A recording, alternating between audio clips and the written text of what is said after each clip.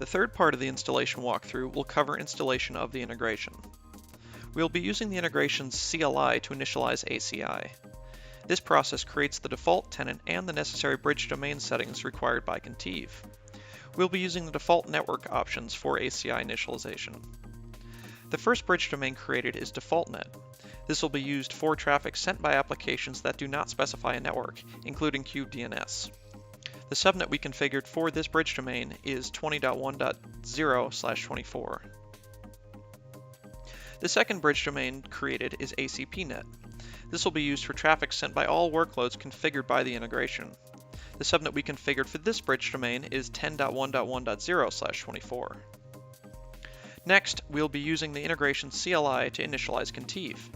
This process creates the corresponding networks, external contracts, and default EPG.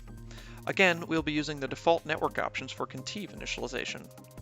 Note that the subnets must match those used to initialize ACI, and that the contracts should include the common Apprenda contract and the common L3 contract.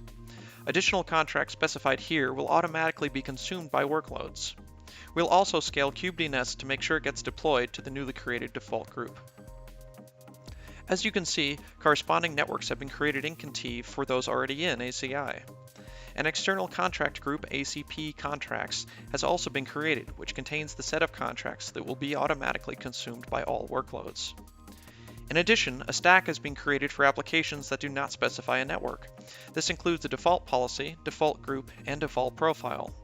Since kubedns will be deployed to this EPG, the integration will automatically create contracts between workloads and default group to allow communication of port 53 TCP and port 53 UDP. Next, we'll be using the provided PowerShell scripts to install the integration. First, we'll be using generate certificate to generate a credentials encrypting certificate. Second, we'll be using provision node to install the certificate and set required permissions on all nodes capable of hosting the various components of the integration. In our case, this must be run on all Windows nodes.